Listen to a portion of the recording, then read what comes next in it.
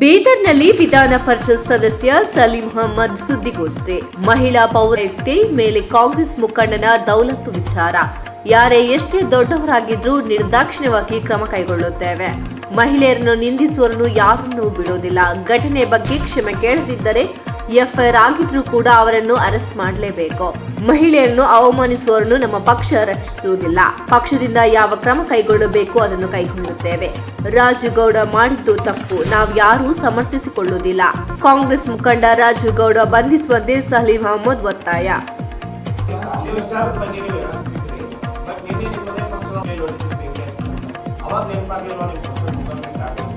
ಯಾರು ತಪ್ಪು ಮಾಡಿದ್ರು ಅವ್ರ ಮೇಲೆ ನಿರ್ದಾಕ್ಷಿಣ್ಯ ಕ್ರಮ ತಗೊಳ್ತೀವಿ. ಹೇಳ್ತೀನಿ, ಅವ್ರ ಮೇಲೆ ಯಾರ್ದು ಹೇಳ್ತೀನಿ, 2 ಸಲ ಹೇಳ್ತೀನಿ, ನಿರ್ದಾಕ್ಷಿಣ್ಯವಾಗಿ ಕ್ರಮ. ಯಾರು ಮಹಿಳೆಯರಿಗೆ ಇಂಥ ಘಟನೆ ಮಾಡ್ತಾರೆ, ಯಾರೇ ಇರಲಿ, ಅವನು ಎಷ್ಟು ದೊಡ್ಡ ವ್ಯಕ್ತಿ ಇರಲಿ, ಆದರೆ ನಿನ್ನೆ ನನಗೆ ಮಾಹಿತಿ ಪ್ರಕಾರ ಅವ್ರು ಕೂಡಲೇ ಅವನು ಕ್ಷಮಾಪಣೆ ಕೇಳಿದಂತ ಮಾತು ಸಿಕ್ಕಿದೆ. ಆದರೆ ಅದು ಕೂಡ ಮುಂದಿನ ಕಾರ್ಯ ಏನು ಮಾಡಬೇಕು, ಏನು ನಾನು ಕ್ಷಮೆ ಕಾಂಗ್ರೆಸ್ ಅಂತಲ್ಲ, ಯಾರೇ ಇದೆಯೋ ಅವ್ನು ಕ್ಷಮೆ ಕೇಳಿದಾರೆ. ಆ ಕ್ಷಮೆ ಕೇಳಲು ಕೂಡ ಅವ್ರ ಮೇಲೆ ಕೇಸ್ ರಿಜಿಸ್ಟರ್ ಆದ್ರೆ ಅವ್ರ ಮೇಲೆ ಕಾರ್ಯವಾಹಿ ಮಾಡ್ಬೇಕು, ಅವ್ರನ್ನ ಅರೆಸ್ಟ್ ಮಾಡ್ಬೇಕಂತ ನಾವು ಒತ್ತಾಯ ಮಾಡ್ತೀವಿ. ನಾವ್ ಯಾವ ಸಮರ್ಥನೆ, ಯಾರು ತಪ್ಪು ಮಾಡ್ತಾರೆ ಅವ್ರನ್ನೇನಾದ್ರು ಅವ್ರ ಮೇಲೆ ಎಫ್ಐಆರ್ ಫೈಲ್ ಆದ್ರೆ ಕೂಡ ಅವ್ರನ್ನ ಅರೆಸ್ಟ್ ಮಾಡ್ಬೇಕಂತ ನಾನು ಹೇಳ್ತೀನಿ. ನಾನು ಹೇಳಿದ್ಮೇಲೆ ಅವರು ಕಂಪ್ಲೇಂಟ್ ಎಂಬ ಕೊಟ್ಟಿದ್ದಾರೆ ಅಂತ ನಿನ್ನೆ ಮಾಹಿತಿ ಸಿಕ್ಕಿದೆ. ನಾನು ಕೂಡ ಟೂರಲ್ಲಿದ್ದೆ. ಆ ಕಂಪ್ಲೇಂಟ್ ಕೊಟ್ಟಿದ ಮೇಲೆ ಅದು ಡೆಫಿನೆಟ್ ಕೇಸ್ ರಿಜಿಸ್ಟರ್ ಆಗುತ್ತೆ. ನಿರ್ದಾಕ್ಷಿಣ್ಯ ಬಗ್ಗೆ ಕ್ರಮ ತಗೊಳ್ತೀವಿ ನಾವು. ಯಾವ ನಮ್ಮ ಕಾಂಗ್ರೆಸ್ನವರು ಅವರು ಅಂತ ನೋಡೋ ಪ್ರಶ್ನೆನೇ ಇಲ್ಲ. ಇಲ್ಲಿ ಯಾರು ಮಹಿಳೆಯರಿಗೆ ಮೇಲೆ ಅನ್ಯಾಯ ಮಾಡ್ತಿದ್ದ ಮಾತುಗಳು ಹೇಳ್ತಾರೆ, ಅವ್ರು ಯಾವ ರಕ್ಷಣೆ ನಮ್ಮ ಪಕ್ಷದಲ್ಲಿ, ನಮ್ಮ ಸರ್ಕಾರದಲ್ಲಿ ಶಿಸ್ತಿನ ಕ್ರಮ ತಗೋಬೇಕು, ಆ ಶಿಸ್ತಿನ ಕ್ರಮ ತಗೊಳ್ತೀವಿ.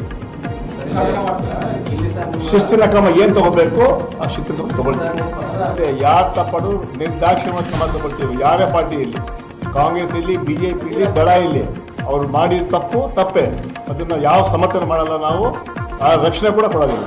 ಜಮೀರ್ ಅಹಮದ್ ಮಗ ಇರಲಿ, ಯಾರೇ ಮಗ ಇರಲಿ, ಯಾರು ತಪ್ಪು ಮಾಡ್ತಾರೆ ಅವ್ರ ಮೇಲೆ ರಕ್ಷಣೆ ಕೊಡೋದಿಲ್ಲ ನಮ್ಮ ಸರ್ಕಾರದಲ್ಲಿ. ಅಂತ ತಪ್ಪು ಮಾಡೋದ್ರ ಮೇಲೆ ಈಗಾಗಲೇ ಎಫ್ಐಆರ್ ಮಾಡಿ ಅವ್ರನ್ನ ಆಕ್ಷನ್ ತಗೋಬೇಕಂತ ಹೇಳ್ತೀವಿ. ಅದು 12 ವರ್ಷ ಆದ್ಮೇಲೆ ಗೊತ್ತಾಯ್ತು ಅವ್ರಿಗೆ. ಅಲ್ಲ 12 ವರ್ಷ ಆದ್ಮೇಲೆ ಗೊತ್ತಾಯ್ತಾ? ಜ್ಞಾನೋದಯ ಆಯ್ತಾ? ಈಗ 12 ವರ್ಷ ಏನು ಕತ್ತಕಾಯ್ತಾ ಇದ್ರು? 12 ವರ್ಷ ಮುಂಚೆ ಗೊತ್ತಿಲ್ಲ ಪ್ರೈಮ್ ಮಿನಿಸ್ಟರ್ಗೆ. ಈಗ ಗೊತ್ತಾಗ್ತಾ ಇದೆಯಾ ಜ್ಞಾನೋದಯ ಆಯ್ತಾ? ಅದಾಗಿ ಒಂದ್ ಕಡೆ ಆಗಲಿ ಆಯ್ತು. ಇನ್ನೊಂದ್ ಕಡೆ ಬರೀ ಹೆಸರು ಬಗ್ಗೆ ಹೇಳಿದ್ರಲ್ಲ. ಮಹಾತ್ಮ ಗಾಂಧಿಯ ಬಗ್ಗೆ ಪ್ರತಿಯೊಬ್ಬರಿಗೆ ಅಭಿಮಾನ ಇದೆ. ಯಾಕೆ ಅದಕ್ಕೆ ಮಹಾತ್ಮ ಯಾಕೆ ಕರೆಯೋದು? ಅದು ಬಿಜೆಪಿ ಬಿಟ್ಬಿಡ್ಲಿ ಮಹಾತ್ಮ ಗಾಂಧಿ ತೆಗೆಯ ಹೆಸರನ್ನ. ಈ ಕಾರ್ಯಕ್ರಮ ಬಗ್ಗೆ ನಾವು ಹೇಳ್ತೀವಿ, ಅದು ಇವರ ಥಿಂಕಿಂಗ್ ಏನಿದೆ ಅದ್ರ ಬಗ್ಗೆ ನನಗೆ ನೋವಾಗ್ತದೆ. ಯಾಕಂದ್ರೆ ಯಾಕೆ ಆಯ್ತು ನೆಹರು ಹೆಸರು ತೆಗೆದ್ರಿ ನೀವು, ಯಾಕಂದ್ರೆ ಕಾಂಗ್ರೆಸ್ನವ್ರು ಅಂತ. ಇಂದಿರಾ ಗಾಂಧಿ ಹೆಸರು ತೆಗೆದ್ರಿ, ರಾಜೀವ್ ಗಾಂಧಿ ಹೆಸರು ತೆಗೆದ್ರಿ, ಮಹಾತ್ಮ ಗಾಂಧಿ ಆದ್ರೂ ಬಿಡಿ, ಅದನ್ನ ಕೂಡ ತೆಗಿತೀರಲ್ಲ ನೀವು. ಈ ಕೆಲಸಗಳಿದೆಲ್ಲ ಯಾರು ದೇಶದ ಜನ ಒಪ್ಪೋದಿಲ್ಲ. ಅದಕ್ಕೆ ಮೊನ್ನೆ ಲೋಕಸಭಾ ಎಲೆಕ್ಷನ್ಸ್ ಅಲ್ಲಿ 230 ತರಿಸಿದ್ರು. ಭಾಷಣ ಮಾಡಿದ್ರು ಮೋದಿ ಅವರು, ಅಬ್ಕಿ ಬಾರ್ 400 ಪಾರ್ ಅಂತ. 400 ಪಾರ್ 230 ನಿಂತ್ಕೊಂಡು ಕೊನೆಗೆ ಕೈಕಾಲು ಹಿಡಿದು ನಮ್ಮ ನಾಯ್ಡು ನಿತೀಶ್ ಮಾಡಿ ಸರ್ಕಾರ ಮಾಡಿದ್ರು.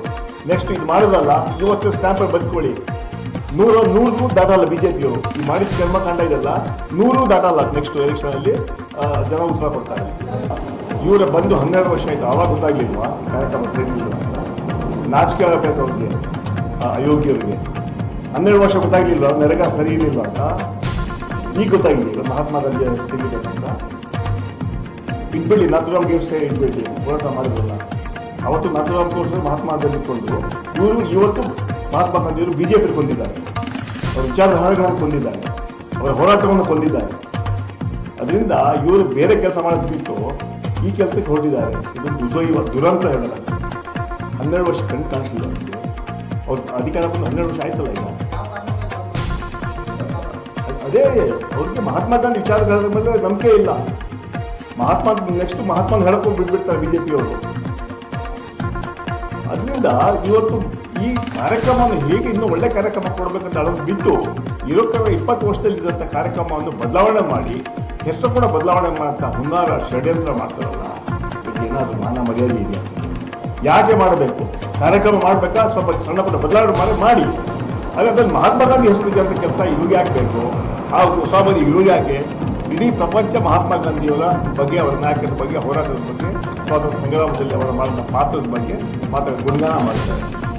ಇವರು ಇನ್ನು ಮುಂದೆ ಮಹಾತ್ಮ ಗಾಂಧಿಯ ಸ್ಟ್ಯಾಚ್ಯೂ ಮೇಲೆ ಪ್ರೊಟೆಸ್ಟ್ ಮಾಡುವಂತಹ ನೈತಿಕತೆ ಕಳ್ಕೊಂಡಿದ್ದಾರೆ.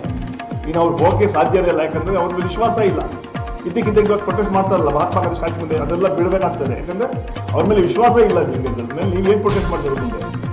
ಸೊ ಇದರಿಂದ ಇವ್ರನ್ನ ಮುಂದಿನ ದಿನಗಳಲ್ಲಿ ನಾವು ಇವ್ರು ಮಾಡಿದ ತಪ್ಪು, ಈಗಾಗಲೇ ಪಂಡಿತ್ ಜವಾಹರ್ಲಾಲ್ ಹೆಸರುಗಳು ತೆಗೆದ್ರು, ಇಂದಿರಾ ಗಾಂಧಿ ಹೆಸರುಗಳು ತೆಗಿತಾ ಇದ್ರು, ರಾಜೀವ್ ಗಾಂಧಿ ಹೆಸರುಗಳು ತೆಗೆದ್ರು, ಜೊತೆಗೆ ಮಹಾತ್ಮ ಗಾಂಧಿ ಕೂಡ ಬಿಡಲಿಲ್ಲ.